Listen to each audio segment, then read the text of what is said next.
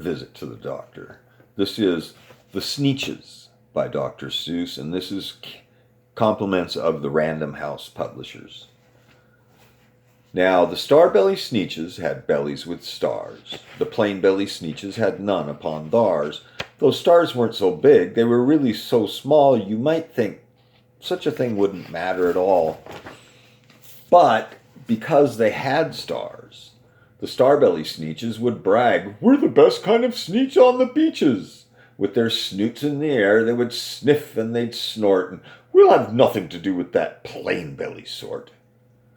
Whenever they met some, when they were out walking, they'd hike right on past them without even talking.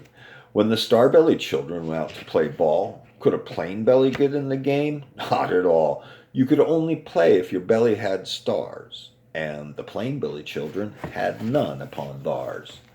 When the star-belly Sneetches had frankfurter roasts, or picnics, or parties, or marshmallow toasts, they never invited the plain-belly Sneetches. They left them out cold, in the dark, on the beaches.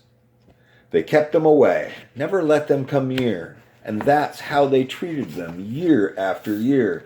Then one day, it seems, while the plain-belly Sneetches were moping and doping along on the beach, alone on the beaches, just sitting there wishing their bellies had stars, a stranger zipped up in the strangest of cars. "My friends," he announced in a voice clear and keen, "my name is Sylvester McMonkey McBean, and I've heard of your troubles. I've heard you're unhappy, but I can fix that. I'm the fix-it-up chappie. I've come here to help you. I have what you need and my prices are low, and I work at great speed and my work is 100% guaranteed." Then quickly Sylvester McMonkey McBean put together a very peculiar machine, and then he said, "You want stars like a star-belly Sneetch? My friends, you can have them for $3 each. Just pay me your money and hop right aboard." So they clambered inside, the big machine roared, and it clunked, and it bonked, and it jerked, and it burked, and it bopped them about, but the thing really worked.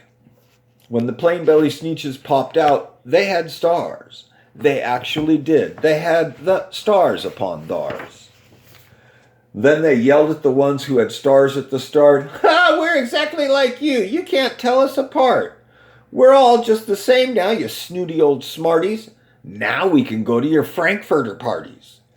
"Good grief," groaned the ones who had stars at the first. "We're still the best Sneetches, and they are the worst." "But now, how in the world will we know," they all frowned, "if which kind is what, or the other way around?" Then up came McBean with a very sly wink. He said, "Things are not as bad as you think. So you don't know who's who. That's perfectly true. But come with me, friends. Do you know what I'll do? I'll make you again the best Sneetches on beaches, and all it will cost you is $10 eaches." "Belly stars are no longer in style," said McBean. "What you need is a trip through my star-off machine. This wondrous contraption will take off your stars, so you won't look like Sneetches who have them on theirs."